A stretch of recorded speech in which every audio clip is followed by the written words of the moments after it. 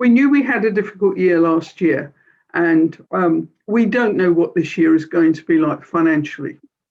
We're not in a bad position. We've got some very well-defined reserves.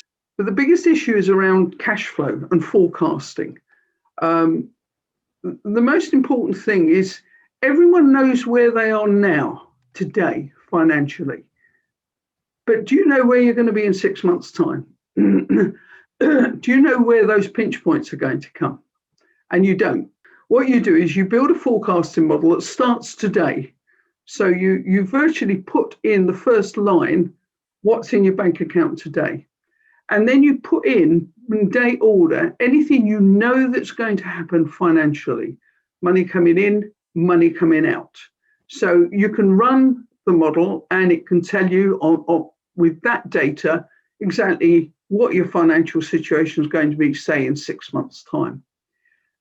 But the most important thing is to run the what-if scenarios. What if the government changes the rules and we don't get any visitors this year? What will that impact in your model? What that gives you today is the opportunity to look at the model in, say, 3 or 4 months' time. And it is a dynamic model, so you have to keep on top of it. Maybe only once a week, but you could look at 6 months' time and you could say, oh my goodness, we're going to be negative in 6 months' time. You've actually got time to introduce an intervention. You're not looking at the bank account today and saying, my goodness, we've gone into negative. Panic, panic, what do we do now? No.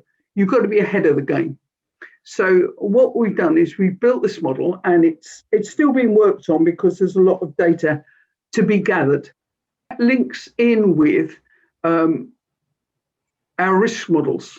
You can look at the risks and say, if that risk happened, then what would we do? We have a very old museum. It's actually an old laundry. It's in a floodplain. One of the risks we have to identify is, what if it flooded? What do you do? Now, there's the physical side of dealing with that risk. Obviously, the mitigation is around insurance, but there is an impact on your finances, because whilst it's flooded and being cleared out and sorted out and whatever, you've got no income. So you have to let your model reflect that in one of your negative models. We feel stronger for it because we know we're on top of it.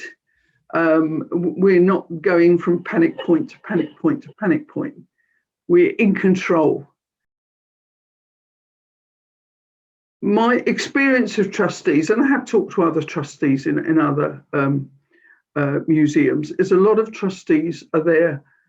They've been there a long time, and they're there because they love their museum and they enjoy their museum. But you have to regard the museum as a business. And that means the people running the business must be able to add value.